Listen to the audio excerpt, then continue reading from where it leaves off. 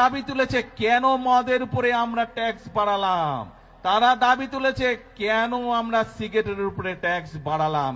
কক্সবাজারে এসে বলেন যে বিরোধী দল এই বাজেটে মাদক এবং ধূমপান জাতীয় দ্রব্যের ট্যাক্স বাড়ানো হয়েছে বলে বিরোধী দল তার বিরুদ্ধে প্রতিবাদ করে মিছিল করেছে। মিথ্যা, ভুয়া। বিরোধী দলের কেউ এটা করে নাই। আমার করুণা লাগে।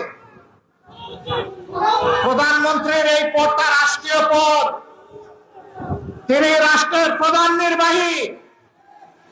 তার দিকে তাকিয়ে বিশ্বের জনগণ বাংলাদেশকে হিসাব করবে।